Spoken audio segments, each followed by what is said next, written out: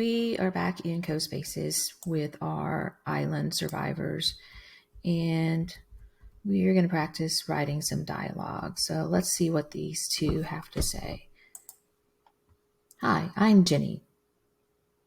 Come rest by the fire.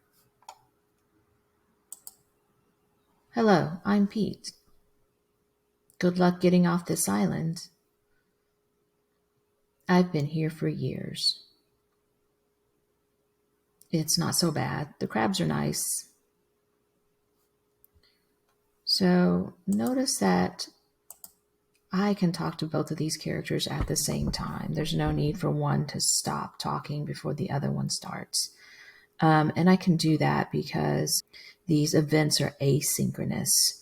And in Typescript, we don't have access to a wait function like in CoBlocks, because by default, everything is run in parallel. And so there's really no need for a run parallel sequence like they have in CoBlocks, but it just means that we do have to understand this other form of sequencing our events. So let's take a look at some code.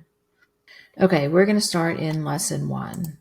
And let's start with creating our variables that are going to let us access these characters. So we'll start with the female survivor.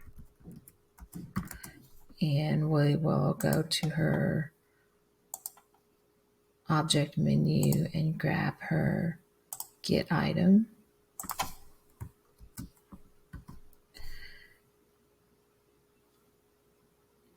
And we'll go ahead and grab the male survivor as well.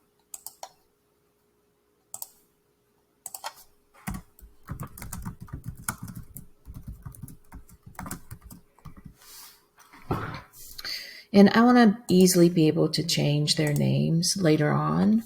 So I'm going to set up some variables for their name as well. And my female is named Jenny, and my male is named Pete. Okay, so let's write some dialogue. So I don't need them to speak until they're clicked on. So I'm going to write an event handler. And an event handler is just basically a method that allows me to specify what I should do when that event occurs. And in this case, it is an input on this female survivor. And I have some to choose from. They always start with on, but out of these 4 events, I want the on click event. And to respond to this, I have to supply it a handler. And a handler is basically just a function that specifies all the statements I want to execute. But this is a special type of function because it is going to be in line as an argument to this function. So I'm going to use something called a Lambda expression. And this Lambda expression is going to have an empty argument. This is my Lambda expression operator, and then the body of my function. Okay, so whatever I pass to this onClick method is going to be the statements that execute when I click on this female. And I wanted to say a couple of things. So the first thing I'm going to do is have her introduce herself. And even though that sounds like an action, I'm just going to set the property that defines what her speech is. And she said her name is Jenny, but I'm actually going to use string concatenation so that it concatenates with the female name. That way I can change this name later, and it'll apply to wherever I use that variable. If I was in CoBlocks, I would expect to have some kind of wait function before the next dialogue appears. But in Typescript, we don't like to have wait blocks because that locks up the interface and then nothing else can happen, which is okay in CoBlocks because they have this run parallel, but that is not a concept that exists in Typescript. So instead of waiting for a number of seconds, I'm actually going to schedule the next thing to happen in a number of seconds. And I do that by calling this global time object and calling schedule. So I want to schedule something to happen after a number of seconds. And this is also expecting a Lambda expression because it wants to know, well, what should I do when the seconds have elapsed? So I'm going to start by creating this empty Lambda expression so you can see where it is in the syntax. There's my empty argument list. There's my Lambda declaration operator. And then here's an empty function body, which I'm going to fill out later. But the second thing I need for schedule is how long from now should I schedule this? In this first introduction, I want it to happen after 3 seconds. Okay, so I want you to see what it looks like with an empty function first, just so you can see that there are 2 arguments to this. There is what should I do after the scheduled time, and then the second argument is the scheduled time to wait for this to happen.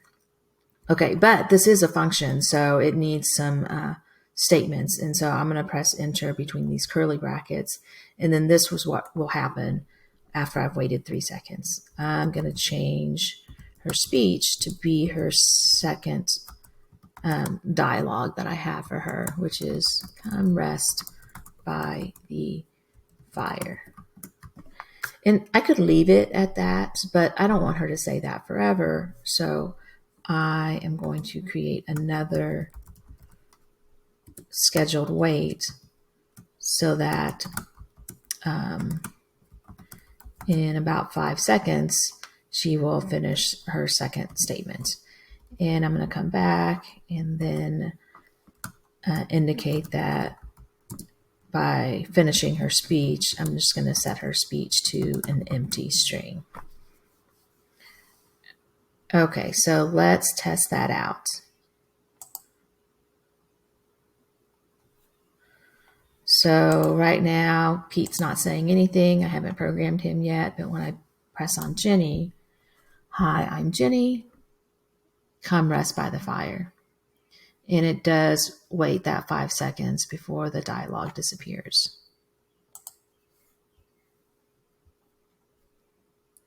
If I wanted to be a little bit more fancy, I could also add some animation. So usually when somebody says hi to you, they might also wave. This may look a little weird with her sitting. Let's see what her animation is set to right now. So she is currently sitting on the floor. So after she finishes talking, let's actually have her back to sitting on the floor.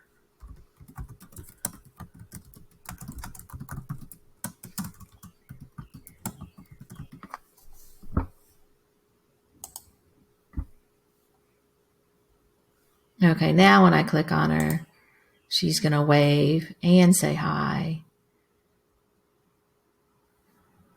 Come rest by the fire. Now it's your turn. See if you can get Pete over here to say something interesting as well.